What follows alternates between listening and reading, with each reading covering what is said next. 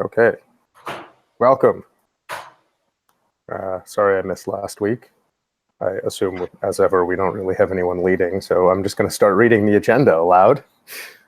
Top item on it is that we don't have a CLA DCO in place.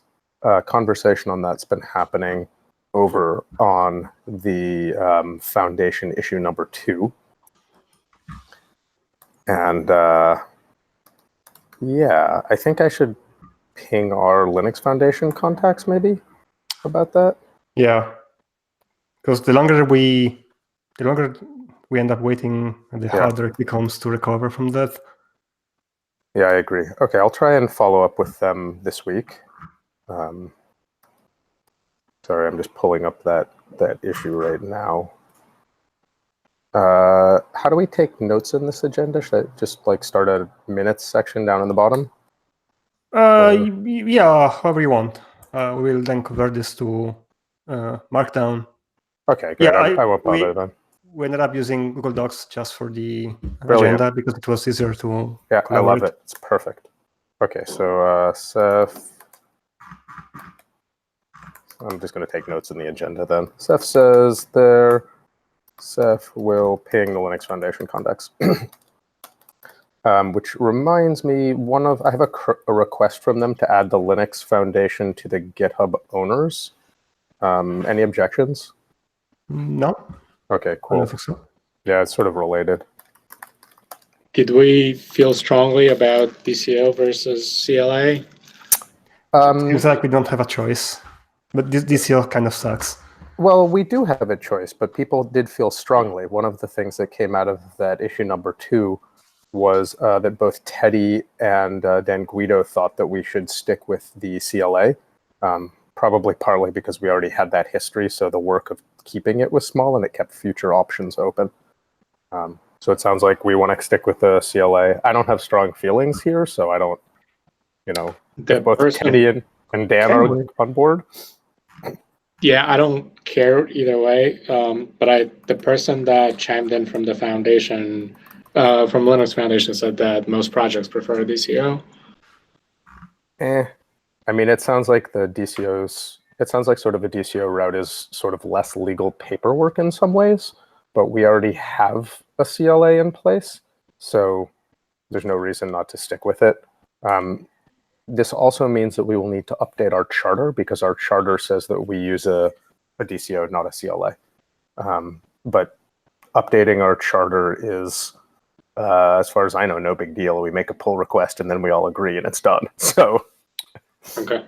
Will we be able to use? Because it seems like his message from MK Dolan said that we have to enable DCO regardless, and then we can also enable CLA if we want. I'm skeptical of anything MK Dolan says. Who's that guy? I have no idea. He is our contact for he's our official contact for the Linux Foundation. Oh, he's like he is an official source. He's an official source. He's like a program manager. Okay. We've had some email with him before. Chris is an acquaintance of mine from a prior employer and is, I don't know, like a technical mumblety in the foundation or the Cloud Native Foundation. So Chris is like a back channel contact or a technical contact that I'm abusing. And M. Dolan is our official program manager. Sorry, Zach, you were about to say something? Oh, I was going to ask if the CLA would basically be the same CLA we've been working with, but with Linux Foundation replacing Facebook. I don't know yet because I know that the Linux Foundation has a normal CLA that they use that's attached to stuff when it comes up. So I think we kind of need to get that and look at it. And I sort of assume no one actually feels very strongly as long as we use like some mostly standard CLA. I think the one that the Linux Foundation uses was pretty much the one that Dan was recommending from Apache. And yeah, I mean, it makes sense to switch away from the Facebook one, but other than that, it doesn't matter too much. I will try and roll the ball forward a little bit on this. Sorry, I've been not pushing that a little harder. How does it work for the DCO? because I mean there are several commits that do not have the sign-off tag on it. What happens for those? So in case they force us to use the DC? Oh, probably we just track them down, or I don't know. I guess I don't think we can ping those people. I mean, it's bad to merge stuff and that isn't signed off. the CLA is a smaller issue because you can retroactively sign that. The DCO is something that should be signed on every commit, so that would mean rewriting history. On the other hand, we could just force push master and rewrite them all. We haven't cut a release branch. It doesn't seem like that big a deal. Yeah.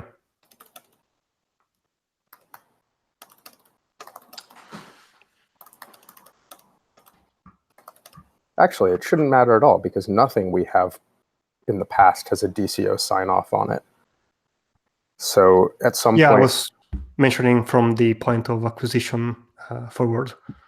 Doesn't matter though. They never had DCOs. So at some point we might do a DCO. I think everything we've merged is either from someone who has said they have signed a CLA or seems like known enough that we're not too worried about tracking them down. Yeah. That's my impression. I'd rather we actually had it, standardized, but anyhow. And we also have to make sure that everyone from Facebook sign the new CLA too. Mm-hmm.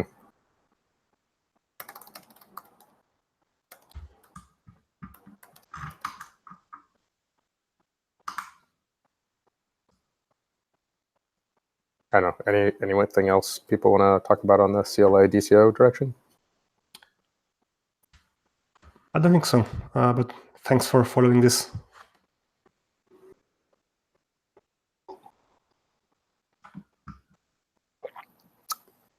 Next up on this is the dependency manager.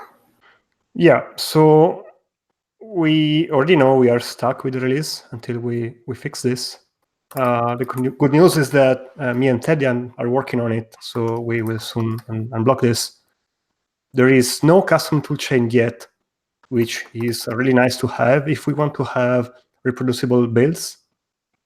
But otherwise, with the right libraries, we can still ship to any Linux version once we finish the dependencies work.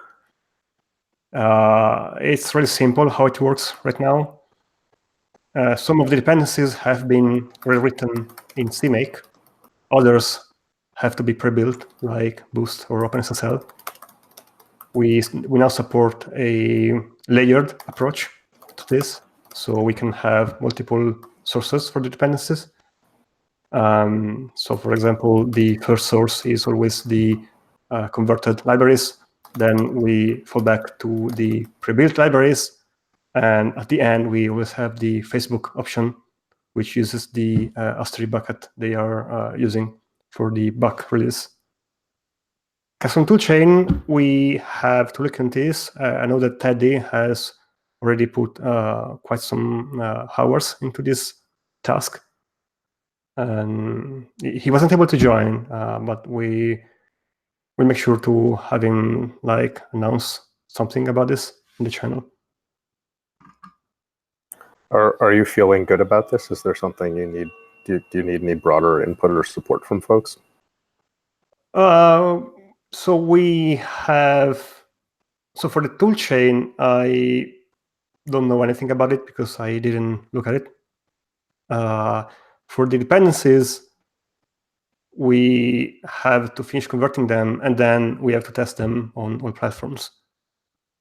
So yeah, we will require help in making sure that nothing has broke during the conversion. So at the point in time you're done, you will need people to help continuing testing pre-releases, but up until then, you feel okay with the work? Yeah, because the build is still broken, basically. It passes the build step on Linux, but then some of the tests are crashing. Yeah, so it is a little rough around the edges yet, but we will fix it. Hopefully soon.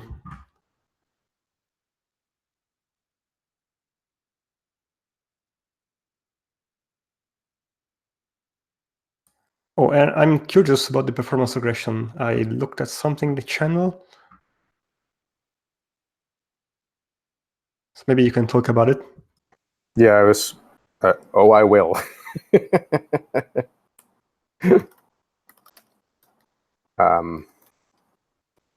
So this is interesting because as I'm starting to understand it, I think there might actually be like two bugs here. One bug is basically a pretty straightforward performance regression. Someone added a column is hidden in OSX, and the way that data comes in is through the Open Directory server, which is like very non-performant. Or I mean, it's fine, but like you don't want to query it 100,000 times in a few seconds. So one sort of thing is like there's a bug around how that got introduced, and maybe that needs to be backed out, or maybe we need a different way. It's a thing Jason was commenting on in the issue that I filed.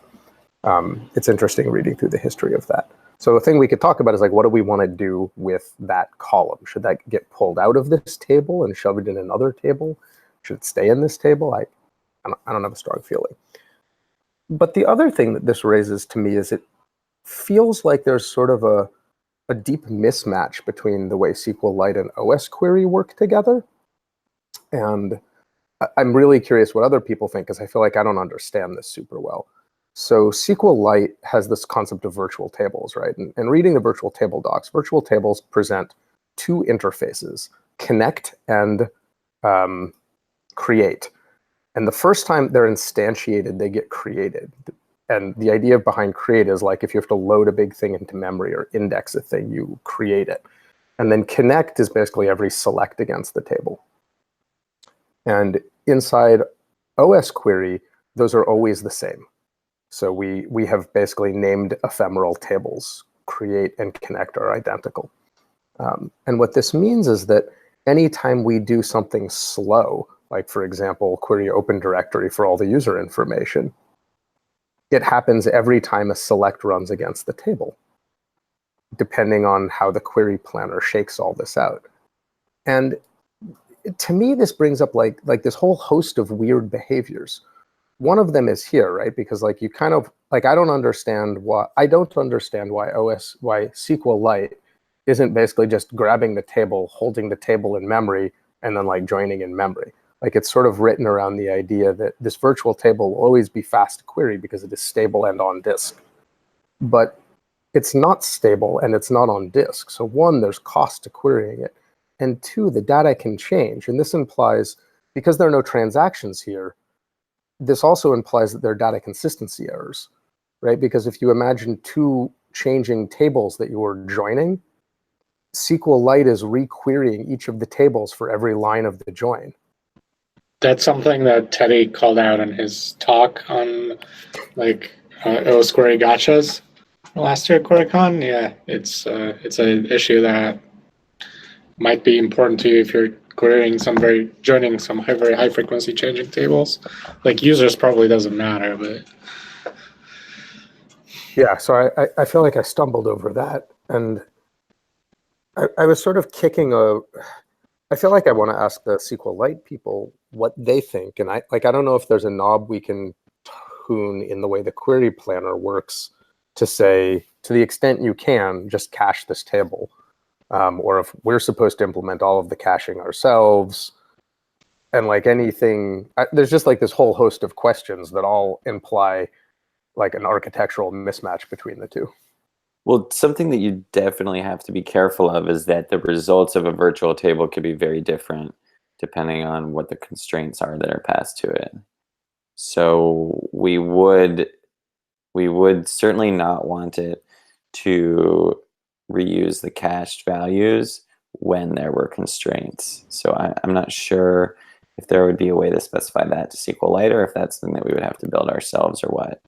Just want to throw that out there. The thing that I really see is like it's the within a join that feels sort of crazy to me. well, we can implement a cache on specific things. So for example, with the users, we can implement a cache just for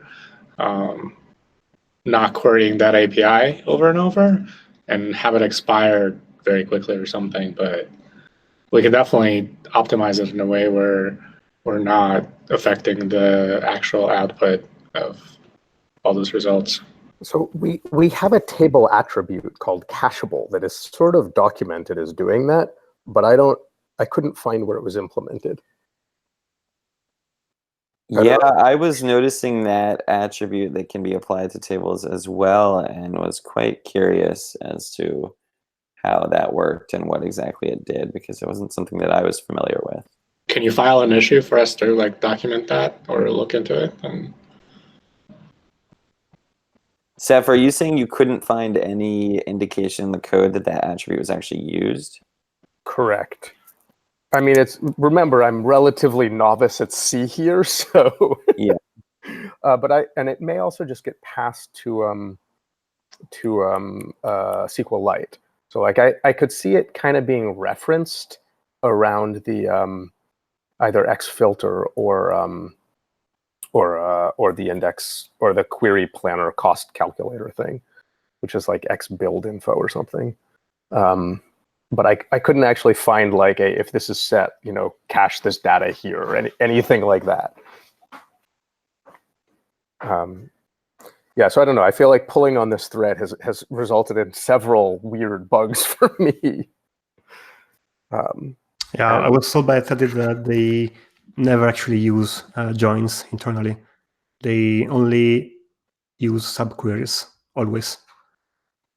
So this might be the reason they didn't, try and improve join performance. With is a subquery, right? Or is with still a join? Should be with, yeah. I should double check again. I feel like I still saw this behavior using with. But I'll double check that. I'll probably have this bug become a couple of bugs. I guess maybe some questions for the group, right? Like, I guess I don't feel like I'm at a place where I know what makes sense for table caches or joins or anything. So I kind of want us to keep chewing on that, and maybe I'll make a bug for that or something. I think we have to fix the users table. I think this is basically a blocking performance regression. And I don't know if we want to fix it by slapping a cache over it, taking the is hidden attribute out, which would be rolling back someone else's PR, or doing like here's some constraints about whether or not we actually populate that data or what. Yeah. Or maybe it was just with brackets without the with. I will have to ask Teddy. I'm not sure if it's the same thing, but I just looked. Yeah. No, but I'm seeing a test named virtual table test table cache, which is testing, I think, that cacheable attribute. Yeah, I mean, I'm looking at the code, and it looks like the cacheable attribute is definitely used, I would say. It's used in the code generation for the virtual table code, and so yeah, I would interpret that as definitely used. So I'd be curious to see what it would look like if we enabled the caching. I mean, so if you pull one of the branches I linked there has a table spec for users. If I remove the indexes and set cacheable, I see the same behavior. I still see it querying gen users all the time.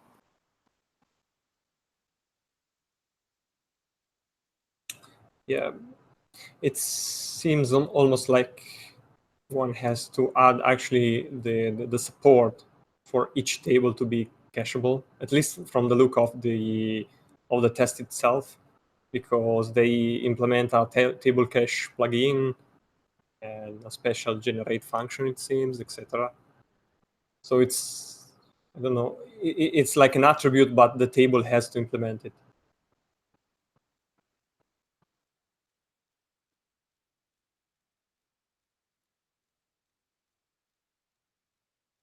Well, maybe the bug is just that we should implement it for the users table. I seem to recall that Package Zero was looking into caching, and his idea was that it was bad to use it. Does anyone remember him talking about this? Maybe we should try and contact him.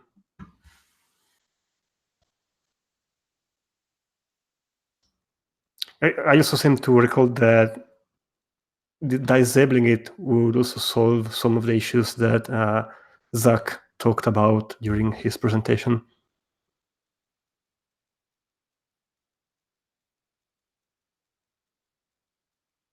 Hey, Seth, didn't you mention that you were able to kind of like fix the regression though if you added those like constraint-aware paths in the table back?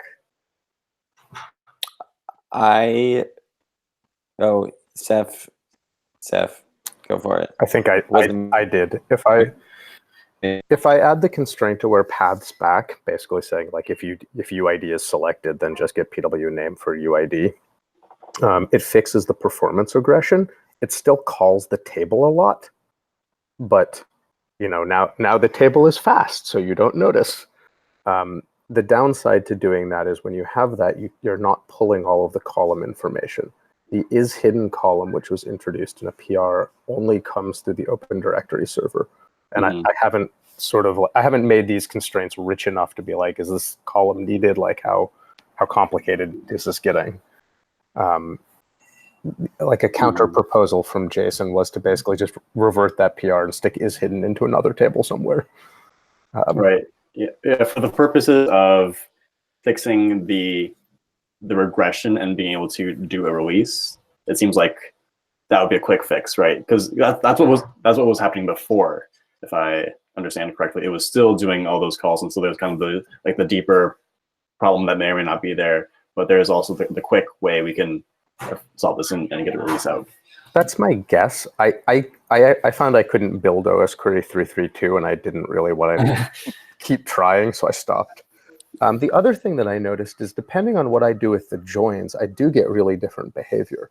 Like if if I just use plain join instead of cross join, then SQLite does only call gen users once, and it like holds it in memory. So there's clearly, like, the query planner is clearly doing stuff. Yeah, Zach, did you have something to say? Oh, I mean, I was just agreeing with you, Mark. I mean, I think that this sounds like a thread definitely worth pulling in terms of how the query planner interacts with the generation functions. And I would definitely lean towards a fix for the specific issue with the users table. And major changes to the way that query planning works and generation of data works in a future release. Yeah.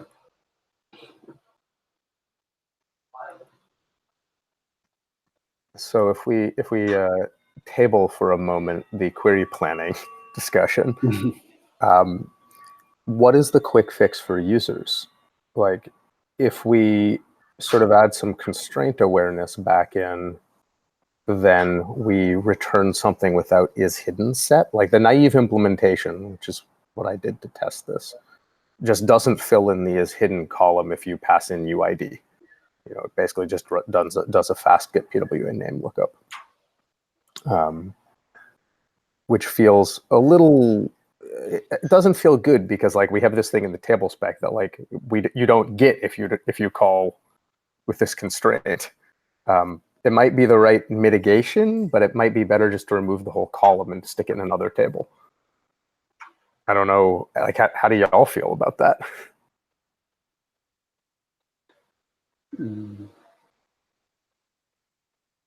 I'm inclined to take out the column if it's not super widely used. I'm not quite sure how averse we are to like backwards incompatible changes or whatever, but I mean, I think this is the trade-off is evident that like this table is just slower for everyone if we keep it in, but if there's not that many users, that it's not a we shouldn't keep it in. This column was never in a released version, I think. If okay, the column was never in a released version, I'd say let's just back out the change and figure out a way to do it more performantly. Or in another table. Yeah. Yeah.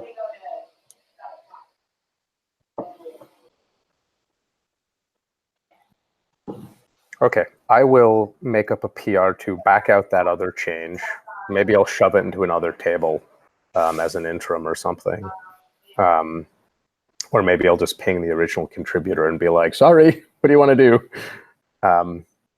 And then I'll file something about this larger query planning, caching, mumble issue.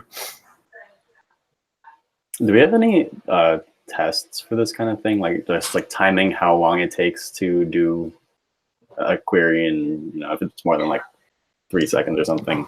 I'm almost sure we had some kind of benchmark test for this. No idea what happened to them. They simply are not built.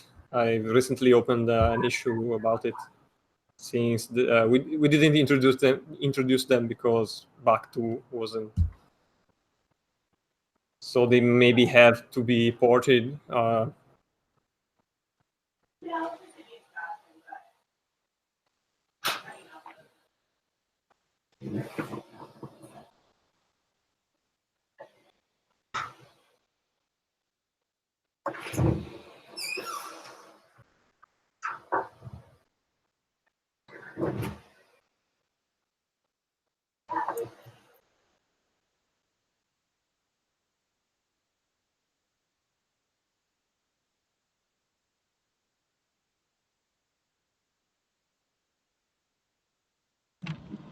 I would say let's just revert this and keep focusing on getting the build out with the dependencies and not worry about this until we have a stable build.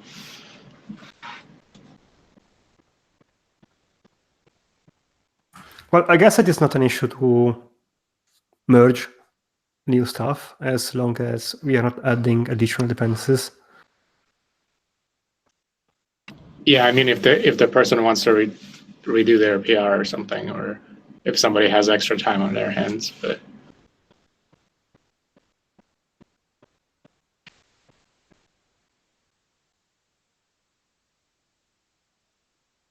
Yeah, I mean, it would be great if we had better tests to catch this, as pointed out, but we don't right now. So hopefully we just have enough of a sort of beta testing community that will find the things and fix them.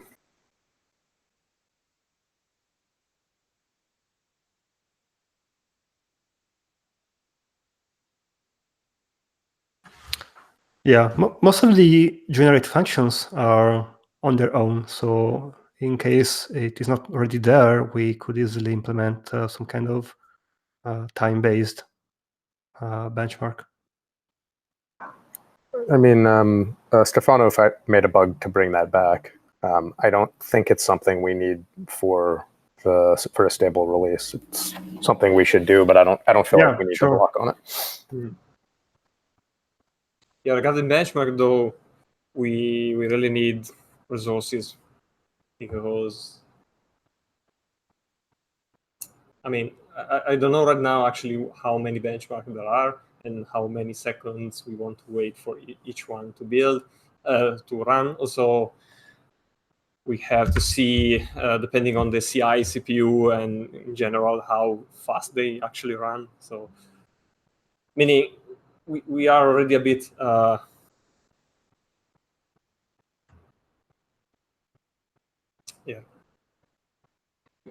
we are already a bit strict, but yeah, we will look into enabling some of the main ones, probably for benchmarks, the most the one that gives most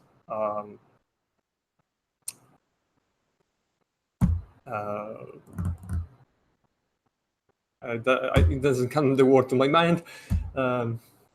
Speak Italian. No.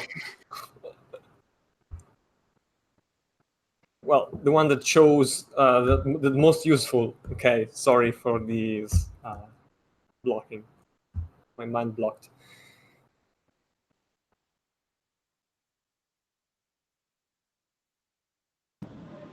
Oh, sorry, go ahead. I was going to suggest, could we maybe have like a TLS server that's always running with a few packs somewhere, and the osquery monitoring data, and like analyze that through various builds? I'd love to come up with something like that, where I don't know if we have a stable one or if we have one that we spin up, but the idea that to qualify an OS query build, it connects to a TLS server, runs a known set of packs, and like exchange, something where basically we have something that looks a lot like an end-to-end test, where we say running this pack should result in this kind of answer with this kind of performance characteristics, and then it gives us a qualification. Yeah, I built something like that when I was testing with the extensions and TLS connections and so on, to see if I can find regressions. But I'll need to flesh it out to make it more hostable somewhere. Or you could host it on DigitalOcean or something. And I'm happy to chat about that. I have thoughts. Okay. And we have a few examples with like the Docker containers where you can spin up an ephemeral OS query, so we can package it that way, and at least get a baseline of yes, TLS works and the user's table doesn't cause familiar regressions. But in this case, it wouldn't have caught it anyway because it's Mac specific.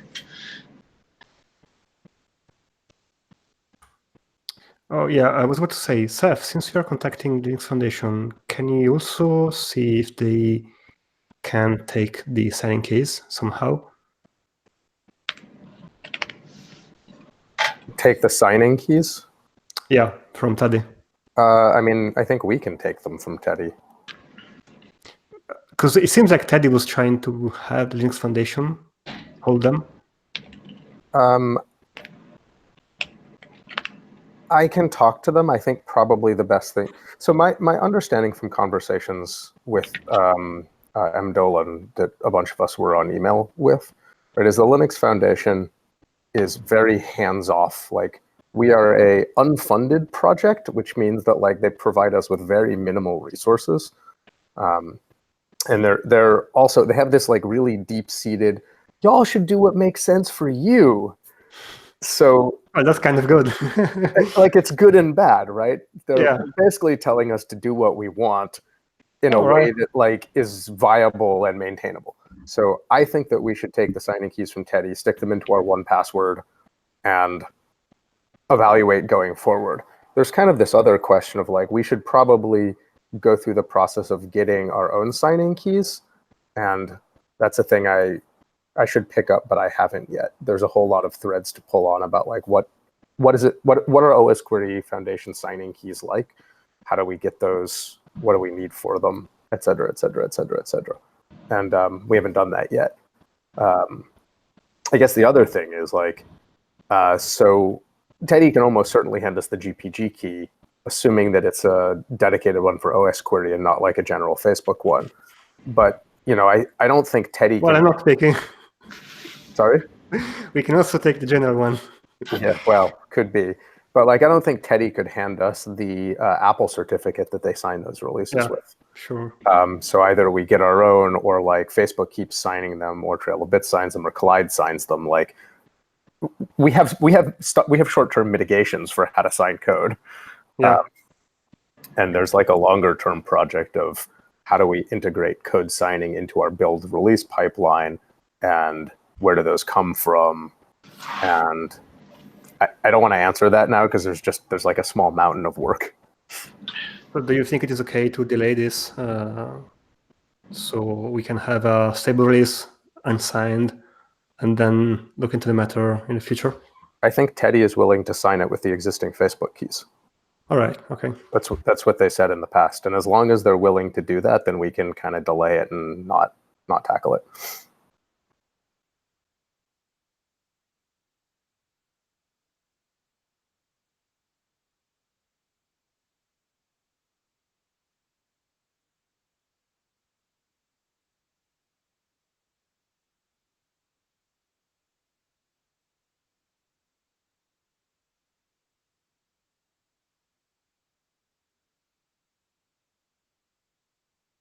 Oh, I was muted. I was talking to myself.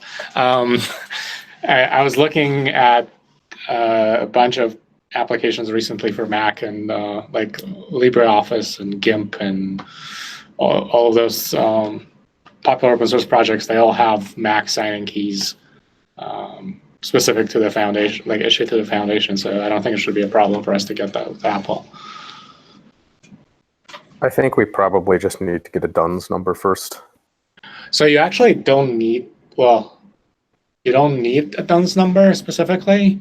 It really depends on the kind of organization you are. We might need it, like for our use case. It's unclear, but like I was getting a developer cert for myself, and that one didn't require a DUNS number for that. As documented, which may not be reality, there are two kinds of developer accounts. There are organizational accounts and personal accounts. Organizational accounts are documented as requiring a DUNS number. It's totally possible that there's flexibility there. If you're chatting with Apple folk, you could ask them. Yeah, I can ask them to clarify, and I have a few contacts I can point to. But like, even when you go to Bradstreet or whatever the organization is that issues you a DUNS number, they have like a special section. Are you an Apple developer? And you click yes, and they're like, you don't need a DUNS number. Go away. You'd need it for enterprise. You're right, but for like, even if you're like an LLC, you don't need one. And Apple provides a way for you to provide your employee ID, employer ID, like your tax ID, and that's seems fine as well. But we have to investigate anyway. I don't think it's a problem to get it. So maybe I'll try to find out.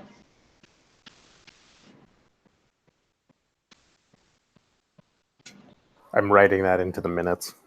Yeah. Yeah, I mean, it feels safer to have only them own the signing keys. Oh, own is a funny word here. It's very, very, Yeah. you know, having just gone through getting a lot of signing keys for Collide, right? Like, Oh, you're a veteran. you know, Collide owns them, but they're all on my machine, right? You know, and I administer them. So it's sort of funny. Like, we'll end up getting stuff and it will be in the name of the osquery Foundation, but ownership is like, yeah, what does ownership mean? Well, we can put them in KMS and have access, right? Like ACLs for who gets to sign them, but we can definitely restrict access so no individual gets the keys. I don't know that we can for Apple. Apple's particularly weird because that's all really human driven.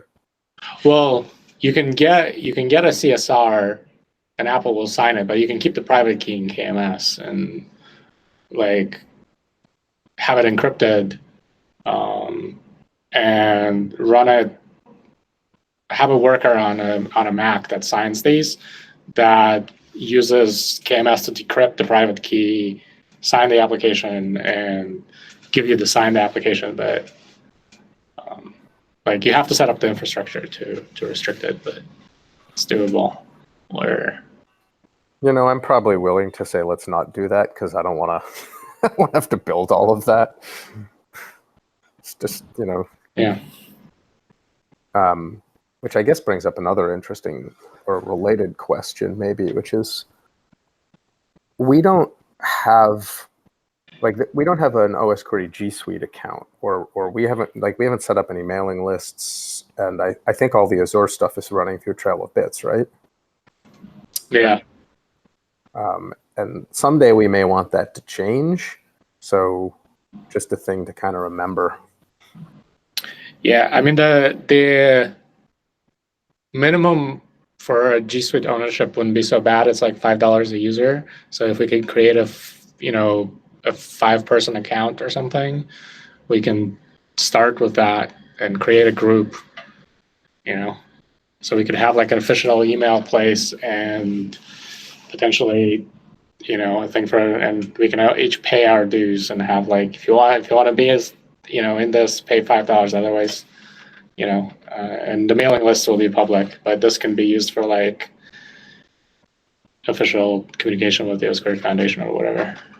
I mean, do you think that makes more sense than just like using something like groups.io or some other public-ish group thing?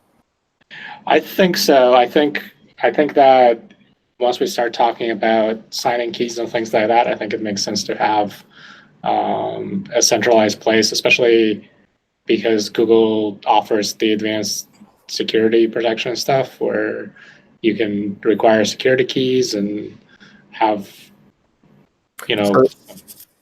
So your proposal is that we basically we use G Suite and we charge dues to effectively technical steering committee members to pay for their G Suite accounts, and that this is cheap enough that it is probably not an undue burden.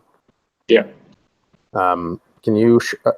I think I would buy into that. I'd certainly be happy to personally fund, the first year of that. And I imagine most people on the TSC are in a similar place. So, can you open an osquery issue, a foundation issue maybe, and propose it? And if we all, I'll propose it there, and then we could start using that to bootstrap the rest of the infrastructure, like with regards to accounts. Like when we sign up for an Apple developer account, we need an email address and all that. So to have an official one. Zach, any thoughts? That works for me. Okay, I'll file an issue for that. The real question is, can we get the Linux Foundation email addresses? I mean, we joined the community for this reason. Well, they can give us a subdomain, but it would still be like a G Suite thing, right?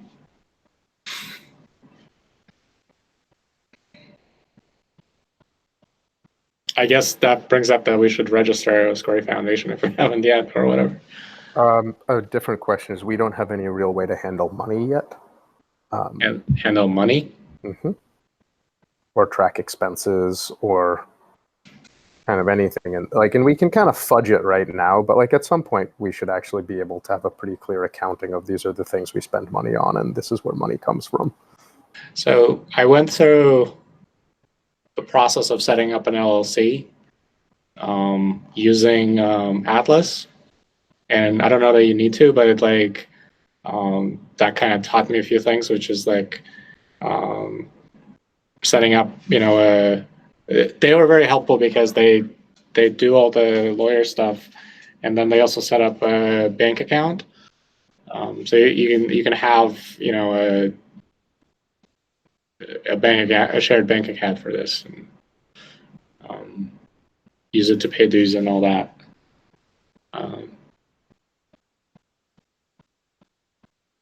There was another thing that got mentioned somewhere, buried in everything, which is like some random open source startup, some startup about like helping people make foundations, or like not foundations, helping people do open source accounting, community accounting. I don't know if we really need it. I guess I also, for my own finances, I just do everything in Ledger CLI with like text files in Git. The one that I brought up last time is Open Collective.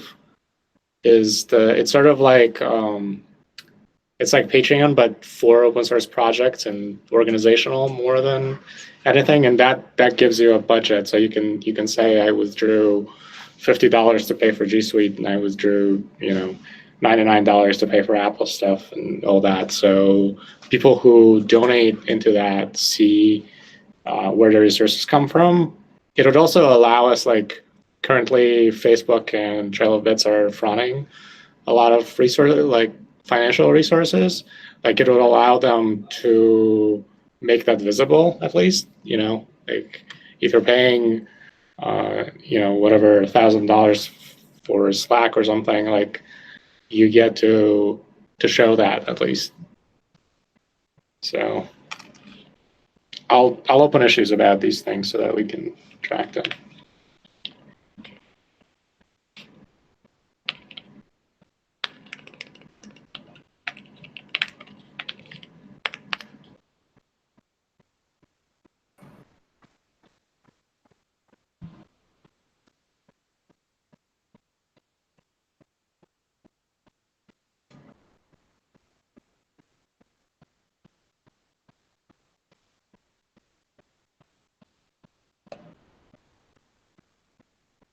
I assigned myself the Apple issue.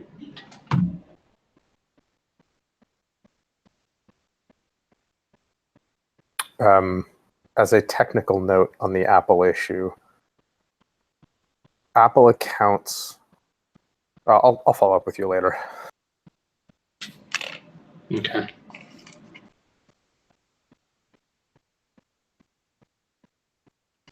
Hey guys, Lauren. If this is a good time to butt in, I'd love sort of like a high level understanding of timeline a little bit. So I was noticing on the agenda, there's a couple of things we have to close out before releasing stable. And maybe I missed it before. Do you guys have a rough date that you're tracking towards to release stable? Do we want to like publicize that at all and hold ourselves accountable to it? I think we're blocked on the toolchain work that Alessandro and Teddy are doing. Okay. Like we were testing the 4.0 release a couple weeks ago, and it's mostly fine, but it's not, a reproducible build, and it's not doesn't work on all platforms. So having the toolchain would allow us to resolve some of those issues. So, yeah, I don't know. Is it working reliably on any one system, or some of them? I think if you build on Mac, it'll work mostly reliably on Mac.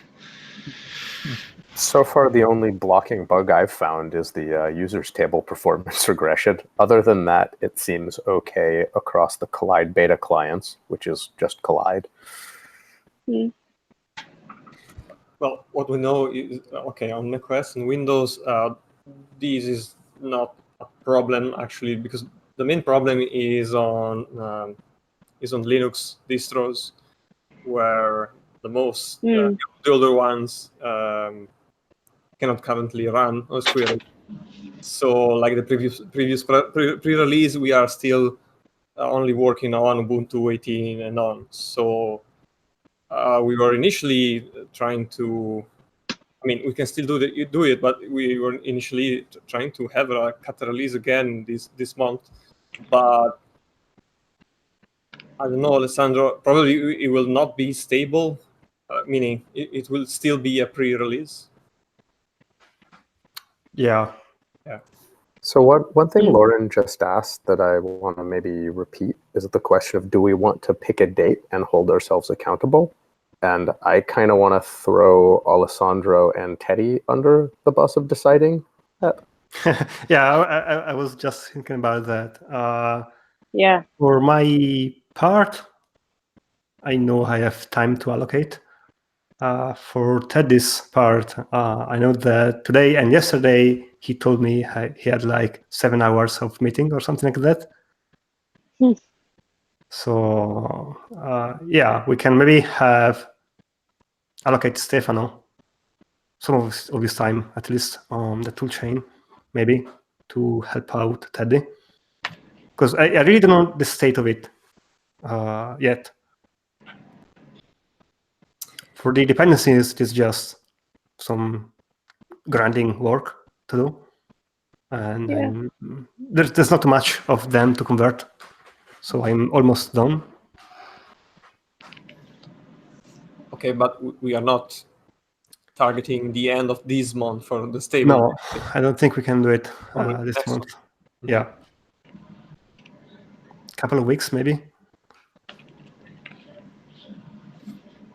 Okay. So, for example, would like the end of next month be achievable? Like, assuming that you didn't get any incremental, like assuming no changes, assuming you're working on it the same way you have been, and Teddy is contributing kind of what he's been doing. Is that doable? Yeah, it's plenty of time, even more than we need. So Okay. yeah, it's a good date. Let's keep the monthly releases right now. It can always happen. I mean, we will do our best, but things can happen. So Yeah, I think we don't need to pick a date like in this moment, but I think us as a team, maybe one of the things we can do is actually just do what Seth is talking about and think about it a little harder so we're picking a good date. But there's power to picking a date. There's momentum you're for right. that. But I mean, I don't So, know. I think we should do it. Why don't we say we're going to try and cut releases roughly at the end of every month, and that we're going to aim for the end of August to be stable? Because I think Alessandro just said that was feasible. Yeah.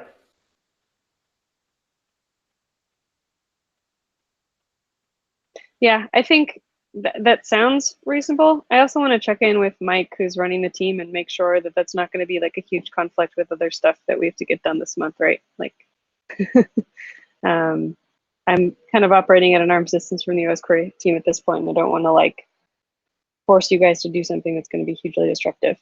So let's confirm it with Mike, and then let's just have that date and stick with it. Maybe we can follow up and confirm what it is. Would you want another pre-release by the end of this month?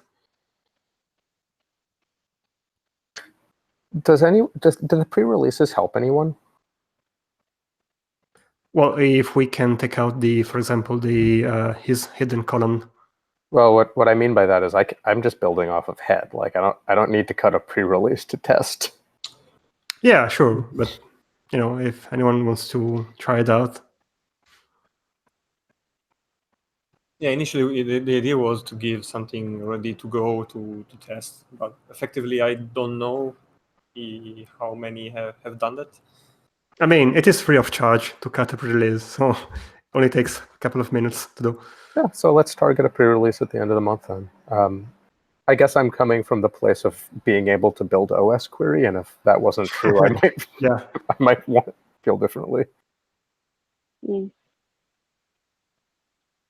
I'm going to stick the end of August as a date onto the 4001 release, which is a milestone in GitHub.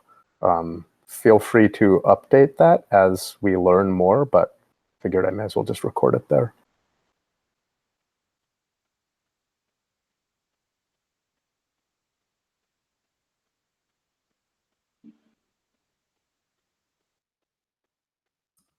Yeah, maybe for the next release, we can also make a build for CentOS 7. So we can have people like Chris test them out.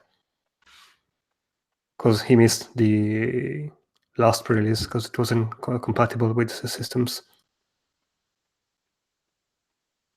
That's toolchain work, right? No, for this specific case, we can just compile directly on CentOS 7.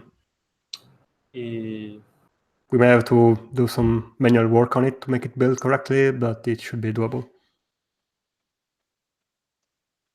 Yeah, we also need to ship the libc++ library. Or, well, we can also compile it statically, but yeah.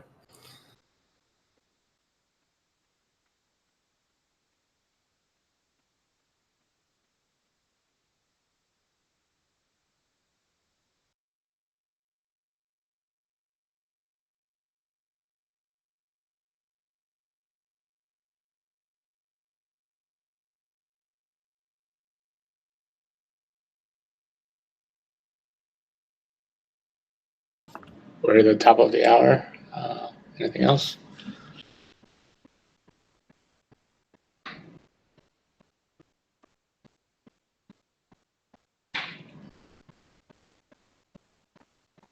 Sounds like not. Grub, if you've got a minute, I can chat with you about Apple dev things. Yeah. I'm not getting kicked out of the phone room, so it looks like I do. Other people are welcome to listen. You can keep recording, whatever, or not. So in setting up a bunch of stuff for Clyde recently, I tried to wrap my head around some of the way the Apple accounts work. You might know this already. I don't know. So Apple accounts, Apple developer accounts, whether they're organizational or personal or enterprise or non-enterprise, all must have a single account holder, single named individual account holder. You can have multiple admins, but there can only be one account holder, and that account holder can only hold one account. So when I made Collide accounts, I had to go and create a bunch of like Ceph plus Apple Dev 1 bullshitty accounts. This isn't too bad, but it is a little bit awkward as you also need to have 2FA enabled on everything, and Apple's 2FA is weird. You can have multiple 2FA things in your, right? So Apple's 2FA is this weird push thing tied into like, a Mac login. Yep. And you can have multiple 2FA things configured in your login, but 2FA won't activate unless it is the primary Apple ID on a login somewhere. I think that's a bug. They've been changing a lot of stuff recently with that. I know that you're not wrong when you say that, but I know that that's not the intended. But bug or not, it's what you will have to contend with. Yeah. So I mean, what I did for the Collide ones, right, is I just made another user on my Mac and called it Ceph Apple Dev, signed in once, and now I can get 2FA on all of my devices as a secondary Apple ID. But it had to be the primary Apple ID to get it activated the first time. Okay. So just an FYI to be cognizant of. The other thing that's kind of ugly about it, for Collide, I am the named account holder. So the application is signed with your name? No, the application is signed with Collide's name. I haven't actually generated certs and done this. So there is so when you left, we had the enterprise account, and I've gotten us a normal developer account now as well. Yep. The developer account is in Collide's name, but the Apple ID that owns it is one of my Apple IDs. So basically, when I leave Collide, I need to make sure that I transfer it. Okay. And Apple really wants it to be a human who's named. So it's like a little awkward around the edges. But it shouldn't have a problem with like having an account that's like apple-dev at acme.co or whatever, right? You should be able to do that. It still has to be your name on it. It can't be like, osquery Foundation, Apple Dev at FUI. It would be like, Victor, whose email address is the shared email address. Yeah, I mean, they have some very weird things. Like I changed my address a few years ago, and I've emailed them like 10 times asking them to change it in their thing, and they never reply to me. So I don't know, like my official Apple ID has, very outdated information in there. It's just how they do. Just having just gone through this like a month or two ago, I thought I'd mention all that nonsense quickly. And that's everything really. I guess an interesting question about the money tracking stuff is what do we want to get out of it? And I don't know, I'll try and look at Open Collective. We can look at it and see if they have any objections to it. Doesn't they have like a relatively large cost associated with it? I mean, you just sign up to a website. Like they don't charge you for it.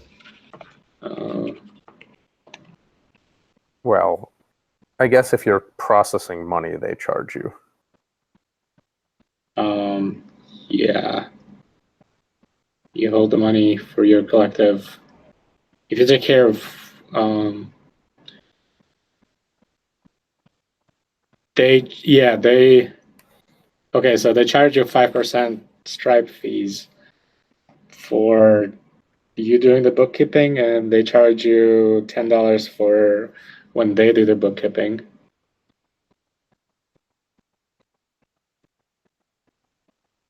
Yeah. I don't know. That might be a. I mean, 10%.